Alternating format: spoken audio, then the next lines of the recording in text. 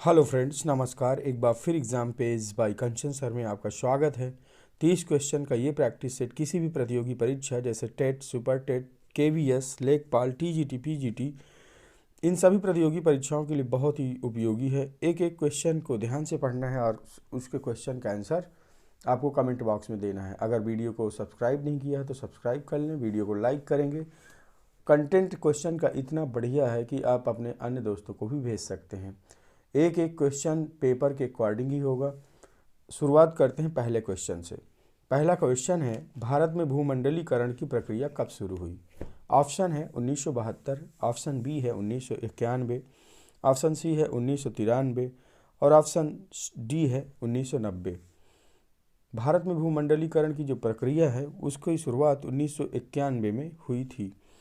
1991 का जो वर्ष था उसमें भारतीय अर्थव्यवस्था में भूमंडलीकरण की प्रक्रिया वर्ष 1991 के आर्थिक संकट के पश्चात शुद्ध उदारीकरण की प्रक्रिया के बाद शुरू हुई थी। तो इस तरह से पहले क्वेश्चन का ऑप्शन नंबर बी एकदम सही हो जाएगा। बढ़ते हैं नेक्स्ट क्वेश्चन की तरफ। नेक्स्ट क्वेश्चन है, मानव का प्रजाति वैज्ञानिक नाम क्या है? ऑप्शन है रामाथिपिथेकस, ऑप्शन बी है क्रोमैग्नम, ऑप्शन सी है होमो इरेनस, ऑप्शन डी है होमोसेपियंस। मानव प्रजाति का नाम ऑप्शन के अकॉर्डिंग आपका ऑप्शन नंबर डी सही हो जाएगा, होमोसेपियंस था। नेक्स्ट क्वेश्चन है, विषुवत रेखा किसे कहते हैं? ऑप्शन ए है 0 डिग्री, ऑप्शन बी है 23-23.5 डिग्री उत्तर, ऑप्शन सी है 23.5 डिग्री दक्षिण, ऑप्शन डी है 180 डिग्री देशांतर। विषुवत रेखा वह प्रारंभिक रेखा है जिसे अन्य अक्षांशों को गिना जाता है या उनकी माप भी की जाती है, अतः इसका अक्षांश 0 ही रहेगा, 0 डिग्री ही माना जाता है। विषुवत रेखा का जो 0 डिग्री का अक्षांश भी कहते हैं, प्रत्येक ध्रुव की विषुवत रेखा से कोणात्मक दूरी 90 डिग्री होती है। तो इस तरह से विषुवत रेखा किसे कहते हैं? तो ऑप्शन नंबर ए 0 डिग्री को ही विषुवत रेखा कहते हैं, क्योंकि यही मानक रेखा होती है और इसी में से सारी रेखाओं को माना जाता है। नेक्स्ट क्वेश्चन है प्रोस्टोस्ट्रोलॉयड समूह की क्या विशेषताएं होती हैं? ऑप्शन ए है रंग काला, ऑप्शन बी है चपटी नाक, ऑप्शन सी है छोटा माथा या ऑप्शन डी है उपयुक्त सभी। प्रोस्टोलॉयड समूह जो होता है उसमें व्यक्तियों की त्वचा का रंग जो काला होता है, नाक चपटी होती है तथा छोटा सा माथा होता है, ये सभी विशेषताएं होती हैं। तो इस तरह से क्वेश्चन नंबर 4 का ऑप्शन नंबर डी एकदम सही हो जाएगा। बढ़ते हैं नेक्स्ट क्वेश्चन की तरफ। नेक्स्ट क्वेश्चन है, भारत में खासी जनजाति कहाँ पाई जाती है? ऑप्शन है सिक्किम, देखिए एक ऑप्शन आपका थोड़ा सा नीचे है, सिक्किम, मेघालय, हिमाचल और केरल। तो भारत में जो खासी जनजाति है वो उत्तर पूर्वी भारत के मेघालय राज्य की खासी पहाड़ियों के जिलों में निवास करने वाली मंगोल प्रजाति की जनजाति है। देखिए आपको पहले भी बताया गया है इस बारे में कि जो आपके उत्तर पूर्व के हमारे कुछ राज्य हैं, जैसे मेघालय हो गया, तो यहाँ पर गारो खासी की पहाड़ियाँ हैं। तो आपको नाम से ही पता चल गया होगा कि खासी जनजाति कहाँ पाई जाती, तो मेघालय के खासी पहाड़ियों के जिलों में निवास करने वाली इनकी प्रजाति क्या है? तो मंगोल प्रजाति है। ये मंगोल प्रजाति की जनजाति है। यह एक मातृवंश परंपरा वाला समाज है। इसमें मातृ प्रधान यानी महिला प्रधान समाज की स्थापना की जाती है। तो आपका ऑप्शन कौन सा सही हो जाएगा? मेघालय सही हो जाएगा। भारत में खासी जनजाति कहाँ पाई जाती है? तो भारत में खासी जनजाति मेघालय में पाई जाती है। नेक्स्ट क्वेश्चन है, करें सदाबहार वृक्ष कौन सा है? देखिए भारत के अधिकांश क्षेत्रों में मानसूनी जलवायु पाई जाती है। मानसून वर्षाधारी हवा का वह प्रभाव है जो ऋतुओं के परिवर्तन के अनुसार अपनी दिशा बदल देता है। ग्रीष्मकाल के दौरान यह समुद्री समीर के रूप में बंगाल की खाड़ी और अरब सागर के ऊपर दक्षिण पश्चिमी दिशा से होकर बहता है, जिससे भारत के अधिकांशतम हिस्सों में वर्षा होती है। तो जहाँ पर अधिक से अधिक बारिश होगी वहीं पे सदाबहार वन पाए जाएंगे। लेकिन इसमें पूछा गया है आपसे सदाबहार वृक्ष कौन सा है? ऑप्शन है आम, ऑप्शन बी है नीम, पीपल, महोगनी। तो इस तरह से आपका जो महोगनी होगा वो सदाबहार वृक्ष की श्रेणी में आएगा। जो पीपल है देखिए पतझड़ पर्णपाती वन है, नीम भी पर्णपाती वन है और आम में भी आप देखते होंगे कभी कभी इसकी पत्तियां झड़ जाती हैं, तो ये भी पर्णपाती वन है जो कि मोस्टली उत्तर प्रदेश राज्य में पाए जाते हैं। नेक्स्ट क्वेश्चन है क्वेश्चन नंबर 7, भारत में उष्णकटिबंधीय पर्णपाती वनों के प्रमुख क्षेत्र कौन से हैं। बहुत ही इंपॉर्टेंट क्वेश्चन है, उष्णकटिबंधीय पर्णपाती वनों के क्षेत्र पूछा जा रहा है और इसमें क्षेत्र न पूछकर बल्कि आपसे कह रहा है कि किस बारिश वाले क्षेत्र में पाए जाते हैं। तो देखते हैं इसको। कह रहे हैं कि उष्णकटिबंधीय पर्णपाती वृक्षों में से आते कौन कौन है, तो आपको पता ही होना चाहिए कि जो टीक होता है, साल होता है और शीशम, चंदन, ये सब बहुत ही महत्वपूर्ण वृक्ष होते हैं, यही पाए जाते हैं। लेकिन यहाँ पे पूछा जा रहा है कि किस बारिश वाले इलाके में पाए जाते हैं। तो ऑप्शन ए है 50 सेंटीमीटर से कम वर्षा वाले क्षेत्र, ऑप्शन बी है 50 से 100 सेंटीमीटर वर्षा वाले क्षेत्र, ऑप्शन सी है 100 से 200 सेंटीमीटर वर्षा वाले क्षेत्र या 200 से 500 सेंटीमीटर वर्षा वाले क्षेत्र। तो उष्णकटिबंधीय पर्णपाती वनों का जो क्षेत्र है मुख्यतः वो 100 से 200 सेंटीमीटर जहाँ पे वर्षा होती है उन क्षेत्रों में अधिकतम पाए जाते हैं। तो क्वेश्चन नंबर 7वें का ऑप्शन नंबर सी एकदम सही हो जाएगा। बढ़ते हैं नेक्स्ट क्वेश्चन की तरफ। नेक्स्ट क्वेश्चन, चलिए देखिए नेक्स्ट क्वेश्चन भी आ गया। कह रहा है मुख्य उष्णकटिबंधीय पर्णपाती वृक्ष कौन से हैं। अभी हमने डिस्क्रिप्शन के दौरान आपको बताया है कि जो पर्णपाती वृक्ष हैं उनमें से कौन सा होगा। तो आपका ये ऑप्शन टीक सही हो जाएगा, जो कि ऑप्शन नंबर डी में है। क्वेश्चन नंबर 8 का ऑप्शन नंबर डी एकदम सही हो जाएगा। नेक्स्ट क्वेश्चन है मरुस्थलीय वन वाले क्षेत्रों में कितनी वर्षा होती। वेरी इंपॉर्टेंट क्वेश्चन, बहुत सारी परीक्षाओं में पूछा गया है। कह रहे मरुस्थल में आपसे सीधा ये पूछा जा रहा है कि मरुस्थल में कितनी वर्षा होती है। ऑप्शन नंबर ए है 50 सेंटीमीटर से कम, बी ऑप्शन है 50 सेंटीमीटर से 100 सेंटीमीटर, ऑप्शन सी है 100 से 200 सेंटीमीटर या ऑप्शन डी है 500 से भी कम। तो इस तरह से देखिए ऑप्शन सी तो एकदम से कट जाएगा क्योंकि अभी आपने लगाया है पर्णपाती वन के लिए इसके इस बारिश के रिकॉर्ड को आपने पर्णपाती वनों के साथ सेट किया था 100 सेंटीमीटर से 200 सेंटीमीटर तक। तो ऑप्शन सी आपका नहीं सही होगा। अब थोड़ा सा अगर आप देखेंगे कि देखिए मरुस्थलीय वन क्षेत्र है तो 500 सेंटीमीटर वाला ऑप्शन भी गलत हो जाएगा क्योंकि पर्णपाती वन क्षेत्र वालों से कम बारिश होगी तभी वो मरुस्थल कहलाएगा। अब आपके सामने एक ऑप्शन है 50 सेंटीमीटर से 100 सेंटीमीटर। देखिए ये इतनी भी बारिश नहीं होती क्योंकि वो नॉर्मल इलाके माने जाएंगे। जब 50 सेंटीमीटर से कम बारिश होगी तो वहाँ पर मरुस्थल वन वाले क्षेत्र माने जाएंगे। तो इस तरह से क्वेश्चन नंबर 9 का आपका ऑप्शन नंबर ए सही हो जाएगा। बढ़ते हैं नेक्स्ट क्वेश्चन की तरफ। नेक्स्ट क्वेश्चन है आपका क्वेश्चन नंबर 10, ब्रह्म समाज की स्थापना किसने की थी। ऑप्शन ए है राजा राम मोहन राय ने, ऑप्शन बी है देवेंद्रनाथ टैगोर ने, ऑप्शन सी है ईश्वर चंद्र विद्यासागर ने और ऑप्शन डी है स्वामी विवेकानंद ने। ब्रह्म समाज की स्थापना देखिए उस समय भारतीय सुधारों का काल चल रहा था और 19वीं शताब्दी के प्रारंभ में सांस्कृतिक जागरण के जो अग्रदूत थे उनको भी राजा राम मोहन राय को ही माना जाता है। और कह रहे हैं कि उस समय प्रार्थना समाज, आर्य समाज, ब्रह्म समाज, इन सभी समाजों की स्थापना हो रही थी। जैसे आपसे पूछा जा सकता है आर्य समाज की स्थापना का उद्देश्य क्या था, तो वैदिक धर्म को पुनः शुद्ध रूप से स्थापित करना, भारत को सामाजिक, आर्थिक और राजनीतिक एकता के सूत्र में बांधना, भारतीय सभ्यता और संस्कृति पर पड़ने वाले पाश्चात्य प्रभाव को रोकना था क्योंकि अंग्रेज यहाँ पे शासन कर रहे थे। तो स्वामी दयानंद सरस्वती ने एक नारा भी दिया था, वेदों की ओर लौटो। यहाँ पर जो ऑप्शन हो जाएगा राजा राम मोहन राय एकदम सही हो जाएगा। राजा राम मोहन राय ने देखिए सती प्रथा का जो अंत था उसको भी करवाने में विलियम बेंटिंक से इन्होंने बिल पास करवाया। बहुत ज़्यादा इन्होंने मेहनत की थी, इसीलिए इनको भारतीय राजनीति में जो आपका राष्ट्रीय जागरण है, सांस्कृतिक जागरण, उसका अग्रदूत राजा राम मोहन राय को माना जाता है। ब्रह्म समाज की स्थापना इन्होंने 1828 ईस्वी में राजा राम मोहन के द्वारा की गई थी। नेक्स्ट क्वेश्चन है बैरकपुर विद्रोह कब हुआ था। Very important question. Option A है 21 मार्च 1823, 22 मार्च 1856, सी है 13 जनवरी 1857 और 29 जनवरी 1857। बैरकपुर में जो विद्रोह था वो 29 मार्च 1857 को हुआ था। 29 मार्च 1857। इस तरह से क्वेश्चन नंबर 11 का ऑप्शन नंबर डी एकदम सही हो जाएगा। नेक्स्ट क्वेश्चन है दिल्ली में 1857 के समय विद्रोह का वास्तविक नेतृत्व किसने किया था। उस समय पूरा देश कई सूबों और कई राज्यों में विभक्त था। अंग्रेज इसी का फ़ायदा उठाकर दिन ब दिन अपनी कंपनी की शक्तियों को बढ़ाते चले जा रहे थे। और देश में जब विद्रोह हुआ 1857 का, तो वो 1857 का विद्रोह पूर्णतया विफल रहा, क्योंकि उसकी कमान जो है एक राजा के हाथ में न होकर कई राज्यों से हो रही थी। तो यहाँ पर क्वेश्चन है कि समय 1857 का जो समय था वो दिल्ली से वास्तविक नेतृत्व किसने किया था? तो ऑप्शन नंबर पढ़ेंगे आपको बख्त खान, ऑप्शन बी है तात्या टोपे, रानी लक्ष्मीबाई, नाना साहब। तो देखिए जो बख्त खान, तात्या टोपे, रानी लक्ष्मीबाई ऑप्शन में है, लेकिन ये इसलिए सही नहीं होगा कि इसका जो नेतृत्व रानी लक्ष्मीबाई ने जहाँ से किया था वहाँ वो झांसी था। झांसी के किले से नाना साहब कानपुर के आसपास थे।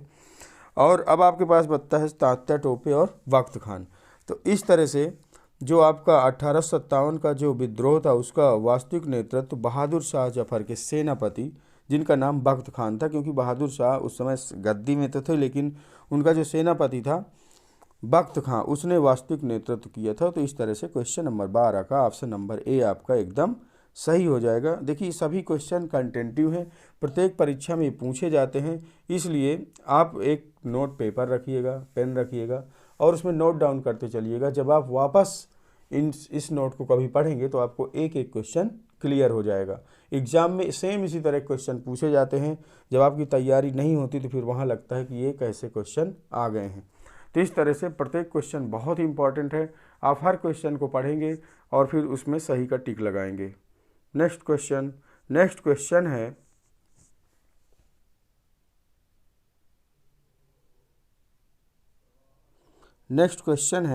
क्वेश्चन है आपका संविधान जो सभा थी उसमें उद्देश्य प्रस्ताव कब पारित किया गया था? ऑप्शन ए है 6 जनवरी 1947, ऑप्शन बी है 22 जनवरी 1947, ऑप्शन सी है 6 फरवरी 1947, ऑप्शन डी है 18 मार्च 1947। तो जो संविधान सभा था उसका जो उद्देश्य प्रस्ताव था उसको जो है आपको बता दें कि 13 दिसंबर 1946 को पेश किया गया था, जो पंडित जवाहरलाल नेहरू के द्वारा इसको पेश किया गया था। तो इस क्वेश्चन का कह रहे हैं कि देखिए इसमें 22 जनवरी 1947 हो जाएगा। 22 जनवरी 1947 को पेश किया गया था। ऊपर पूछा जा रहा है कि पेश, देखिए आपसे कहा जा रहा है कि ये क्वेश्चन थोड़ा सा आपका समझना पड़ेगा। इसमें आपसे पूछा जा रहा है कि संविधान सभा में उद्देश्य प्रस्ताव कब पारित हुआ था, तो उसके लिए आपका 22 जनवरी 1947 सही हो जाएगा, क्योंकि ये जो है पारित वर्ष पूछ रहा है 22 जनवरी 1947। लेकिन कभी कभी आपसे पूछा जाता है संविधान सभा में उद्देश्य प्रस्ताव किसने पेश किया और कब किया, तो उसका आंसर हो जाएगा आपका 13 दिसंबर 1946। ये पेश करने का पूछ रहा 1946, और इसको किसने पेश किया था? संविधान सभा के सम्मुख। तो संविधान सभा के सम्मुख इसको पेश किया था पंडित जवाहरलाल नेहरू ने। अब आपका कंटेंट क्लियर हो गया। हम यहाँ पे पूछ रहा है यहाँ से कि संविधान सभा में उद्देश्य प्रस्ताव कब पारित हुआ, तो उसका आंसर हो जाएगा आपका 22 जनवरी 1947। जब आपसे पूछा जाता है कि संविधान सभा में उद्देश्य प्रस्ताव किसने पेश किया और कब किया, तो कब में आ जाएगा 13 दिसंबर 1946। ये संविधान सभा में उद्देश्य प्रस्ताव पेश करने की डेट है, इसको आप क्लियर रहेगा। और इसको किसने किया है? पंडित जवाहरलाल नेहरू ने। नेक्स्ट क्वेश्चन है जम्मू एवं कश्मीर के मुख्यमंत्री की अवधि कितनी होती है? बहुत इंपॉर्टेंट क्वेश्चन है, ध्यान से इसको पढ़ेंगे। 5 वर्ष, 7 वर्ष, 6 वर्ष और 8 वर्ष। तो जो देश में और हमारे सभी राज्य हैं उनमें तो मुख्यमंत्री की अवधि जो होती है वो 5 वर्ष की होती है, लेकिन जम्मू और कश्मीर जिनको विशेष राज्य का दर्जा दिया गया है तो यहाँ पर जो मुख्यमंत्री की कार्य अवधि होती है वो 6 वर्ष की होती है। तो इस तरह से क्वेश्चन नंबर 14 का ऑप्शन नंबर सी आपका सही हो जाएगा। नेक्स्ट क्वेश्चन है संविधान के अंतिम व्याख्या करने का अधिकार किसे है? यह संविधान का गार्जियन किसे कहा जाता है? तो ये क्वेश्चन बहुत ही इंपॉर्टेंट है, आपको मालूम भी होगा। ऑप्शन है संसद, राष्ट्रपति, प्रधानमंत्री या सर्वोच्च न्यायालय। तो संविधान का जो रियल गार्जियन होता है वो सर्वोच्च न्यायालय को माना जाता है, यानी सुप्रीम कोर्ट जो कि दिल्ली में स्थित है, इसको माना जाता है। नेक्स्ट क्वेश्चन है कौन सा राज्य सर्वप्रथम पृथक हुआ था? देखिए इसमें पूछा गया है कि कौन से राज्य को सर्वप्रथम थोड़ा सा इसको सुधार कर लेंगे। इसमें पूछा जा रहा है आपसे जो एक्चुअल वो ये है कि कौन से राज्य सर्वप्रथम भाषाई आधार पर पृथक करके राज्य बनाया गया था, भाषाई आधार पर। तो जो आपका ऑप्शन है आंध्र प्रदेश, पंजाब, हरियाणा, मेघालय, तो आपका ये ऑप्शन नंबर ए सही हो जाएगा। कौन सा राज्य सर्वप्रथम भाषाई आधार पर पृथक किया गया, तो आंध्र प्रदेश 1953 1953 में इसको अलग किया गया या राज्य का दर्जा मिला था। नेक्स्ट क्वेश्चन है सरकारिया आयोग किसकी समीक्षा करने के लिए गठित किया गया था। बहुत ही इंपॉर्टेंट क्वेश्चन है ये। ऑप्शन नंबर 1 है पंचायती राज, ऑप्शन बी है नगरीय प्रशासन, ऑप्शन सी है संघ राज्य संबंध, या ऑप्शन डी है उपर्युक्त में से कोई नहीं। सरकारिया आयोग किसकी समीक्षा, इसमें समीक्षा पूछ रहा है, तो आपका संघ राज्य संबंध हो जाएगा। क्वेश्चन नंबर 17 का ऑप्शन नंबर सी आपका एकदम सही हो जाएगा। नेक्स्ट क्वेश्चन है योजना आयोग की स्थापना किस प्रकार की गई थी। देखिए योजना आयोग का आजकल नाम बदल कर नीति आयोग कर दिया गया है और इसमें पूछा जा रहा है कि किस प्रकार की गई थी, तो आपका ऑप्शन है सर्वोच्च न्यायालय द्वारा, राज्य मंत्रिपरिषद द्वारा प्रस्ताव पारित कर, संघीय परिषद मंत्रिपरिषद द्वारा विशेष प्रस्ताव पारित कर, या उपर्युक्त में से कोई नहीं। तो आपका ऑप्शन सी सही हो जाएगा, संघीय मंत्रिपरिषद द्वारा विशेष प्रस्ताव पारित करके योजना आयोग की स्थापना इस तरह की गई थी।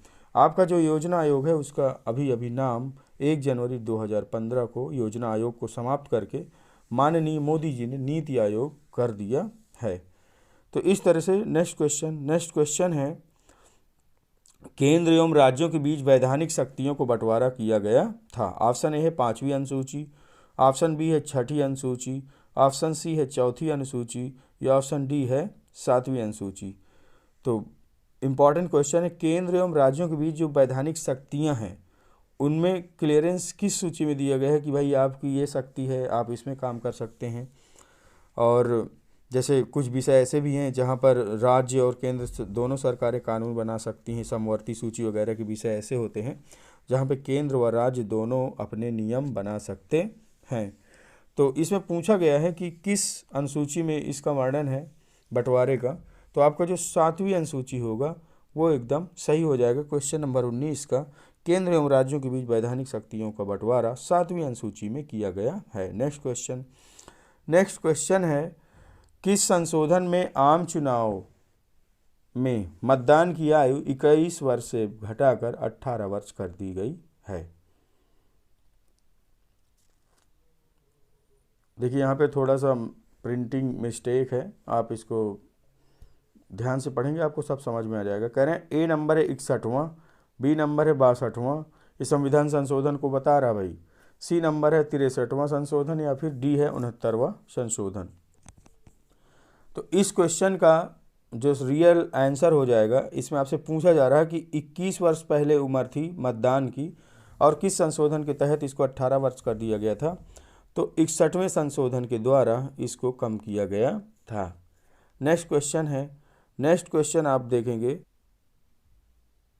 संविधान सभा के चुनाव कब हुए थे। Very important question.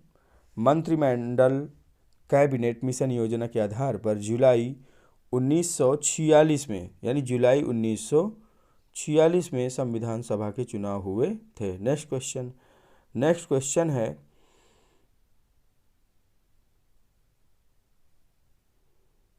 Question number 22 है प्रधानमंत्री जनधन योजना किस मंत्रालय द्वारा क्रियान्वित की जा रही है। ऑप्शन ए है मानव संसाधन विकास मंत्रालय, ऑप्शन बी है गृह मंत्रालय, ऑप्शन सी है वित्त मंत्रालय, या ऑप्शन डी है रोजगार मंत्रालय। प्रधानमंत्री जनधन योजना की जो शुरुआत हुई थी वो हमारे देश में, जब हमारे देश के प्रधानमंत्री नरेंद्र मोदी बने तो इन्होंने जो है एक योजना चलाई जिसमें जनधन यानी प्रत्येक भारतीय का खाता होना चाहिए, बैंक में प्रत्येक भारतीय का खाता होना चाहिए। तो इस योजना को जो है वित्त मंत्रालय के तहत चलाया गया था। तो क्वेश्चन नंबर 22 का ऑप्शन नंबर सी सही हो जाएगा। नेक्स्ट क्वेश्चन है उत्तर प्रदेश के किस शहर में स्वाधार केंद्र स्थापित किया गया है। बहुत इंपॉर्टेंट क्वेश्चन है और ये करंट का भी क्वेश्चन बन सकता है, इसका आंसर आप आराम से दीजिएगा तभी आपका सही हो पाएगा। करें क्वेश्चन नंबर ए है प्रयागराज, ऑप्शन बी है कन्नौज, ऑप्शन सी है वृंदावन, ऑप्शन डी है आगरा। ऑप्शन के अकॉर्डिंग आपका ऑप्शन सही हो जाएगा वृंदावन। वृंदावन में भारत सरकार के सहयोग से उत्तर प्रदेश के वृंदावन में स्वाधार केंद्र की स्थापना की गई है। Next question very very important question. Uttar Pradesh में रोजगार कार्यालयों की स्थापना कब प्रारंभ की गई थी? उत्तर प्रदेश में रोजगार कार्यालयों की जो स्थापना है वो बेरोजगारों को रोजगार देने के लिए, देखिए यहाँ पर रोजगार कार्यालय में जाते हैं और अपना पंजीकरण करवाते हैं। फिर सरकार, जैसे कुछ सरकारों ने आकर आपको बेरोजगार भत्ता भी दिया था, तो ये रोजगार कार्यालय बहुत लोगों को तो पता ही नहीं रहता कि रोजगार कार्यालय है कहाँ, जो कि हमसे डायरेक्ट लिंक्ड होना चाहिए, वो वहाँ पे सभी का रजिस्ट्रेशन होना चाहिए। तो इस तरह से ऑप्शन है वर्ष 1942, वर्ष 1946, वर्ष 1948, वर्ष 1945। तो ऑप्शन के अकॉर्डिंग उत्तर प्रदेश में रोजगार कार्यालयों की स्थापना वर्ष 1945 में ही कर दी गई थी। बहुत बहुत इंपॉर्टेंट क्वेश्चन है ये, कह रहे हैं कि रोजगार कार्यालयों की स्थापना वर्ष 1945 में कर दी गई थी। नेक्स्ट क्वेश्चन है सामुदायिक विकास परियोजना की शुरुआत कब की गई थी? ये भी इंपॉर्टेंट क्वेश्चन है और करंट का भी क्वेश्चन बन सकता है। कह रहे हैं कि वर्ष 1950, वर्ष 1952, वर्ष 1954 या वर्ष 1955। तो अकॉर्डिंग टू योर ऑप्शन, सामुदायिक विकास परियोजना, इसको कम्युनिटी डेवलपमेंट प्रोजेक्ट भी कहा जाता है, CDP भी कहा जाता है। आपने बहुत बार इसको पढ़ा भी होगा। कह रहे हैं शुरुआत 1952 में ही कर दी गई थी और इसमें स्थानीय लोगों की सहायता पाकर पूर्ण समुदाय का बहुमुखी प्रकाश यानी विकास करने और अधिक उन्नति पर विशेष ध्यान दिया गया था। तो ये कम्युनिटी डेवलपमेंट प्रोजेक्ट है एक तरह का, जैसे आप कम्युनिटी डेवलपमेंट प्रोजेक्ट ये चलाया गया था आपका वर्ष 1952 में। तो इस तरह से 25वें क्वेश्चन का जो आंसर हो जाएगा वो ऑप्शन नंबर बी एकदम सही हो जाएगा। नेक्स्ट क्वेश्चन है सामाजिक सहायता कार्यक्रम कब शुरू किया गया था? बहुत ही इम्पॉर्टेंट क्वेश्चन है ये भी। और कह रहे हैं कि सामाजिक सहायता, देखिए इसमें थोड़ा सा बना लेंगे, राष्ट्रीय सामाजिक सहायता कार्यक्रम कब शुरू किया गया था? तो ऑप्शन है 1991, ऑप्शन बी है 1992, ऑप्शन सी है 1994, ऑप्शन डी है 1995। देखिए जो आपका स्कोर अभी तक हो रहा था, ये क्वेश्चन थोड़ा सा टफ है क्योंकि आपने शायद इनको पहले पढ़ा नहीं होगा। तो आप गिनती करते रहिएगा कि 30 क्वेश्चन में से आपके कितने सही हैं। अगर आपके क्वेश्चन 22 प्लस भी हैं तो ये क्वेश्चन का क्योंकि कंटेंट थोड़ा सा हार्ड है, तो अगर आप 22 के ऊपर भी जा रहे हैं तो इसका मतलब आपकी तैयारी बढ़िया चल रही है। आपको बिल्कुल टेंशन लेने की ज़रूरत नहीं है। आप थोड़ा थोड़ा रोज़ इसी तरह पढ़ेंगे तो आप एक दिन GS GK और हिंदी के जो हमारे अन्य क्वेश्चन पेपर आते हैं उनको आप लगातार जब आप पढ़ते रहेंगे, फॉलो करते रहेंगे, तो आपकी तैयारी एक दिन इतनी मजबूत हो जाएगी कि आप किसी भी परीक्षा को क्रैक कर पाएंगे। क्वेश्चन है राष्ट्रीय सामाजिक सहायता कार्यक्रम कब शुरू किया गया था? तो देखिए जो राष्ट्रीय सामाजिक सहायता कार्यक्रम की शुरुआत हुई थी भारत में अगस्त 1995 में राष्ट्रीय सामाजिक सहायता कार्यक्रम, नेशनल सोशल असिस्टेंट प्रोग्राम भी इसको बोलते हैं, जिसका उद्देश्य है ग्रामीण क्षेत्रों के गरीब परिवारों को सामाजिक सहायता उपलब्ध कराना। तो आपका जो ऑप्शन है ये वर्ष 1995 यानी क्वेश्चन नंबर 26 का वर्ष 1995 ऑप्शन नंबर डी एकदम सही हो जाएगा। नेक्स्ट क्वेश्चन की तरफ बढ़ेंगे। कह रहे 1995 इसका सही होगा। नेक्स्ट क्वेश्चन है 27 यानी 27वें क्वेश्चन का आंसर आपको देना। कह रहे हैं ट्राइसेम क्या है? ये भी इंपॉर्टेंट क्वेश्चन है। देखिए जो क्वेश्चन आपको नहीं आते वो उनको आप नोट डाउन करेंगे, आपका बिल्कुल कंटेंट क्लियर होने वाला। ट्राइसेम देखिए ये एक तरह का अंग्रेजी वर्ड है। कह रहे training rural youth for self employment, TRYSEM भी इसको बोलते हैं, TRYSM, ट्राइसेम। तो इस तरह से इसका पूरा नाम है training rural youth for self employment in India. ग्रामीण युवकों की बेरोजगारी दूर करने के उद्देश्य से वर्ष 1979 में यानी 1979 में ग्रामीण युवा स्वरोजगार प्रशिक्षण कार्यक्रम की शुरुआत की गई थी। और इसकी शुरुआत जो है, इसका उद्देश्य आपसे पूछा जा रहा है तो हमने डिस्क्रिप्शन में आपको बता ही दिया। तो ऑप्शन अब आप पढ़ेंगे ग्रामीण युवकों की बेरोजगारी दूर करने के लिए, शहरी युवकों की बेरोजगारी दूर करने के लिए, महिलाओं की बेरोजगारी दूर करने के लिए या कृषि संबंधी विकास के लिए। तो क्वेश्चन के अकॉर्डिंग जो आपका ऑप्शन है वो ए सही हो जाएगा। ग्रामीण युवकों की बेरोजगारी दूर करने के लिए। तो training rural youth for self employment in India TRYSEM की शुरुआत 1979 में इंडिया में की गई थी और इसका मुख्य उद्देश्य क्या था? ग्रामीण युवकों की बेरोजगारी दूर करने के लिए। नेक्स्ट क्वेश्चन है, बहुत ही इंपॉर्टेंट क्वेश्चन है ये भी। देखिए, स्थायी बंदोबस्त किसने शुरू किया गया था या किसके द्वारा शुरू किया गया था?